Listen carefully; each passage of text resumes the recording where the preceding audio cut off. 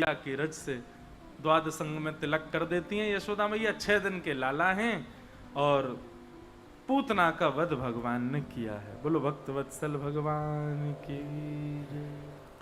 3 महीना के जब ठाकुर जी हुए तो ठाकुर जी का पलना उत्सव हुआ और उस पलना उत्सव में सक्टासुर नाम का दैत्य आया। भगवान ने अपने बाम चरण को इतना लंबा करके महाराज बैलगाड़ी में एक पाद प्रहार किया और सक्टासुर का उसमें वध हो गया। ठाकुर जी अब धीरे धीरे 1 वर्ष के है गए हैं और 1 वर्ष के लालजी जैसी भय हैं तो 2 दतुइयां निकल आई हैं ठाकुर जी के, घुंघराले केश हैं या ठाकुर जी के। और लाला अब नेक नेक धीरे धीरे उठें, कोई सहारा पकड़ करके खड़े हो जाएं और खड़े करके फिर यशोदा मैया उंगली पकड़ाए दे सो ठाकुर जी धम धम करके नेक नेक चलें। जैसे ही यशोदा मैया अपनी उंगली छोड़ दे भयभीत हो जाते हैं ठाकुर जी, अब गिरो, आगे की तरफ जामे, फिर पीछे जामे, फिर आगे जामे, फिर पीछे जामे, फिर धड़ाम से गिर जाएं, फिर रो में और रो काई कुरे बुलबा जमीन को देख के रो रहे मैया जाने में मारो, बोल तो सके ना नेक नेक अभी बस आए हूं करें। आहा ठाकुर जी की ऐसी लीला। लाला 1 वर्ष के है गए। श्री गर्गाचार्य जी महाराज गोकुल में नामकरण संस्कार के लिए पधारे। गर्गाचार्य जी महाराज ने आकर के कही, बोले मैया कल को मुहूर्त बहुत बढ़िया, कल तुम्हारे लाला को नामकरण संस्कार करूंगा मैं, लेकिन मैया एक मेरी बात सुन ले। यशोदा मैया बोली आज्ञा करो बाबा। बोले मैया तुम जितने उत्सव करो इतनो ढिंडोरो पीट दो कि कोई ना कोई राक्षस आ ही जावे लाला को परेशान करवे, या हमारी मेरी बात मानो, लाला को नामकरण संस्कार तो गोपनीय भाव से करियो, कोई को मत बताइयो। यशोदा मैया बोली हम तो पड़ोसी इनको नहीं बताएंगे, और रही बात भंडारो करनो तो या बार गैयान को करेंगे, 9 लाख गैयान के बीच में बैठ करके ठाकुर जी को नामकरण संस्कार करेंगे। गर्गाचार्य जी बोले कल की तिथि बढ़िया है, कल करेंगे। मैया मेरे संग मेरे ठाकुर जी आए हैं तो ठाकुर जी की मैं अपने हाथ से भोजन बना करके प्रसादी करूं तो आप मुझ को सामग्री दे दो सूखी, मैंने एक सामग्री बनाए लूं ठाकुर जी को भोग लगाए दूं। यशोदा मैया ने गोबर को चौका लगायो, सब सामग्री ला करके गर्गाचार्य जी को प्रदान कर दें। बोले बाबा आप बढ़िया प्रेम से भोग बनाओ, आरोगाओ ठाकुर जी को। गर्गाचार्य जी ने बढ़िया सुंदर सामग्री बनाई, खीर बनाई, सब्जी बनाई, रोटी बनाई, जो जो सामग्री बनाई। खीर बड़ी रज रज के बनाई, केसर युक्त, इलायची युक्त, मिश्री, खांड की मिश्री की खीर।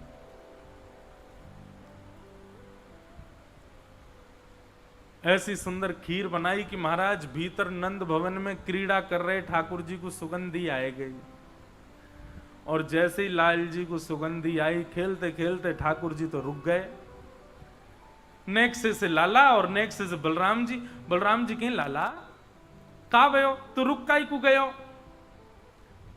बोले बाबा देख बाहर एक पंडित आयो गर्गाचार्य बाने ऐसी जोर की खीर बनाई है मेरे तो मुंह में पानी आ रहा है। देखो ये उन लोगों के लिए सीख है जो केवल सामान्य रोटी सब्जी बना करके ठाकुर जी के आगे धरे आते भोग लगा लो। ठाकुर जी को ऐसे भोग की कोई आवश्यकता नहीं है। ठाकुर जी के लिए प्रसादी ऐसी बनाओ कि महाराज काऊ दिना रसोई घर में बनाते बनाते पीछे देखो तो खिड़की में दिख जाए ठाकुर जी झांकते हुए, कहा बना रहे हो भैया, ऐसी जोर की सुगंधी आ रही है मुंह। जिस भोजन की सुगंधी और रस से मानव नहीं रीझा उससे ठाकुर जी कैसे रीझेंगे। और एक और बात, ठाकुर जी की प्रसादी में आप मसाले कितने डालो, व्यंजन कितने डालो, इसकी आवश्यकता नहीं है। आप जो भी बनाओ उसमें केवल प्रेम मिश्रित होना चाहिए।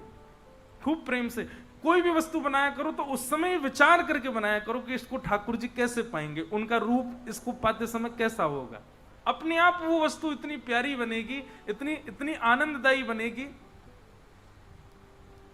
खीर बनाओ तो खीर बनाते बनाते मन में भाव रखो लाला के हाथ सन जाएंगे, खावे को तो नाक पे लग जाएगा, होठ पे लग जाएगा, पूरे मुंह पे चिपकाए लेगो, और फिर जीभ निकाल निकाल के चाटे को, ऐसी तो बने कि मुंह पे लगे वो। लपटे मासी खीर, लपटे मासी खीर समझे महाराज? खीर कम रबड़ी ज्यादा लगे। खीर कैसी बनाते हैं हम लोग? वहां दूध ही दूध दिख रहा है और चावल अलग तैर रहे हैं, ऐसी नहीं। ऐसी खीर बने कि महाराज दूध गाढ़ा है जाए और चम्मच से उठाओ तो ऐसी बिल्कुल लगे कि हाँ रबड़ी जैसी है। और वहां को रंग कैसा हो? केसरिया जैसा रंग हो, मुंह में पानी आगो दिखे सबन के हैं। लाला को आगे होगा, बोले जल्दी आज मुझे पवा भैया आके। ऐसी खीर बने महाराज, ऐसी सामग्री बने, ठाकुर जी आनंद में आ जाएं। हमारे ब्रजमंडल में दाऊ दादा का स्थान है, दाऊ जी। इतनी छोटी छोटी पूड़ी बनती है वहां पे। क्यों? बोले शाम को समय है गो, दाऊ दादा भांग घोट घाट के बैठे हैं। अब भांग घोट के बैठे हैं तो पूड़ी तोड़ेंगे तो श्रम है जाएगा, तो इतनी छोटी पूड़ी है कि सब्जी में लगाओ सीधी खा जाओ, पूरी पूरी पूड़ी। ऐसे भाव, इन भावों से भोग जब निर्माण होता है तब ठाकुर जी उसको स्वीकार करते हैं। ठाकुर जी के लिए प्रसादी बड़े भाव से बनाओ। श्री गर्गाचार्य जी ने खीर बनाई, ठाकुर जी के तो मुंह में पानी आ गया। बलराम जी तो बोले बाबा मैं तो जा रहा हूं पावे, और मुझे बढ़िया लगी तो तुमको इशारा कर दूंगा, तुम आ जाइयो। बलराम जी बोले लाला मैं तो जानू तो बढ़िया लगी, अकेलो ही चट्ट कर जाएगा, मुझे ना बुलावे को, मैं जानू तो है, लेकिन तू चलो जा, तू पाले, कोई बात ना। ठाकुर जी गुटमुन गुटमुन गए और निकल करके बाहर आए। गर्गाचार्य जी की थाल में रखे भाई सुंदर खीर उठाए ली और प्रेम से पान लगे। गर्गाचार्य जी तो नेत्र बंद करके त्वदीयम वस्तु गोविंद तुभ्यमेव समर्पयेत् ग्रहाण सुमुखो भुक्त्वा प्रसीद परमेश्वर नाम जप कर रहे थे। ठाकुर जी आए, आकर के जैसे ही पात्र उठा के पान लगे, गर्गाचार्य जी ने नेत्र खोल करके सामने थाल की ओर देखा तो खीर की पात्र गायब वहां से। नेत्र घुमा करके देखा तो बगल में छोटे से ठाकुर जी बैठे हैं, पूरे नाक पे, मुंह पे, आंख पे, सब जगह खीर लगा ली हो, यहाँ तक खीर लग रही है और जीभ निकाल निकाल के नैने से लाल जी चाट रहे हैं। पहले तो हंसे, अरे यशोदा देख तेरो लाला तो भूखो दिखे, अरे देख मेरे गोपाल जी की, मेरे ठाकुर जी की भोग प्रसादी खीर खा गए हो।